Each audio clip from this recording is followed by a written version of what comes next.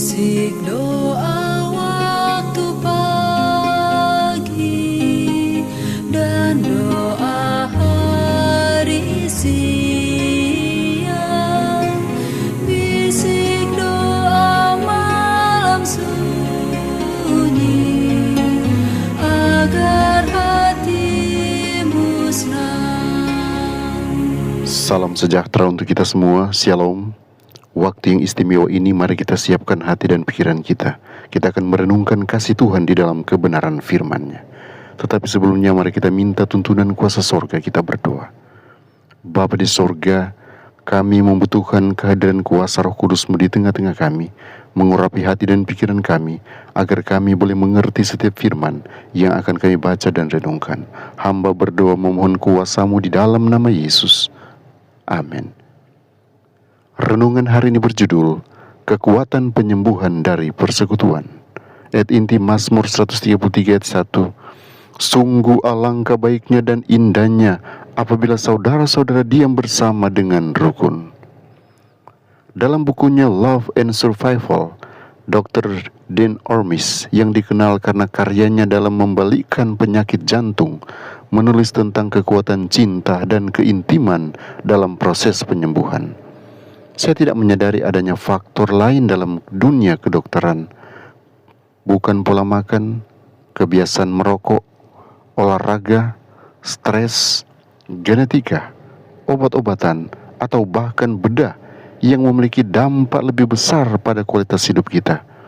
Kejadian penyakit dan kematian dini karena berbagai alasan.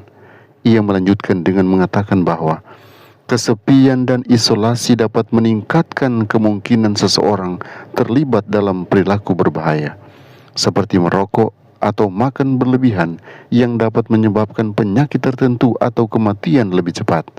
Ini juga berarti kita tidak akan sepenuhnya menikmati kegembiraan hidup sehari-hari. Singkatnya, Ormis mengamati, apapun yang menimbulkan rasa terisolasi seringkali menyebabkan penyakit dan penderitaan. Sebaliknya, segala sesuatu yang mempromosikan rasa cinta, keintiman, hubungan, dan komunitas adalah menyembuhkan. Penelitian di Universitas California, Irvine memperkuat temuan ini. Ditemukan bahwa kesepian dan kurangnya dukungan emosional dapat meningkatkan kemungkinan seseorang menderita penyakit jantung hingga 3 kali lipat. Namun, hanya dengan memiliki satu orang yang siap memberikan dukungan emosional sudah cukup untuk mengurangi risiko penyakit jantung. Sungguh menakjubkan, bukan? Hanya satu orang dapat membuat perbedaan besar dalam kelangsungan hidup seseorang. Apa yang telah Anda lakukan untuk menjadi teman yang seperti ini? Apakah Anda bagian dari kelompok kecil yang berbagi kehidupan, mempelajari firman Tuhan bersama, melayani satu sama lain, dan saling mendukung dalam penderitaan? Alkitab memerintahkan jenis hubungan ini untuk berbagi penderitaan dan kesedihan, serta saling memikul beban. Paulus berkata, bertolong-tolonglah menanggung bebanmu, demikianlah kamu memenuhi hukum Kristus. Galatia 6 ayat 2. Ayub berseru, siapa menahan kasih sayang terhadap sesamanya, melalaikan takut akan Yang Maha Kuasa. Ayub 6 ayat 14.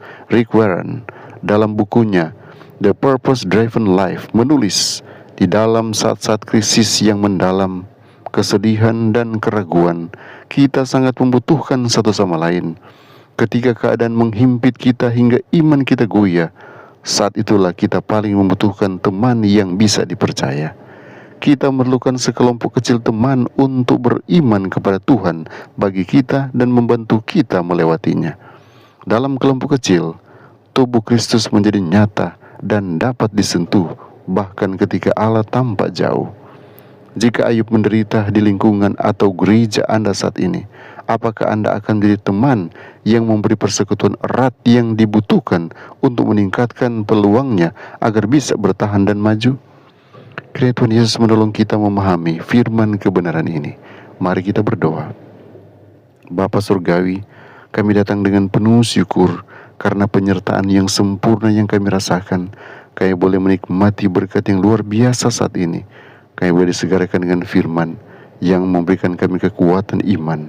Bapa, tolonglah kami untuk senantiasa ada dalam satu persekutuan dengan sesama kami, kami boleh saling menguatkan, dan kami percaya iman keren kami dikuatkan, kami semakin siap menjelang hari kedatangan yang kedua kali.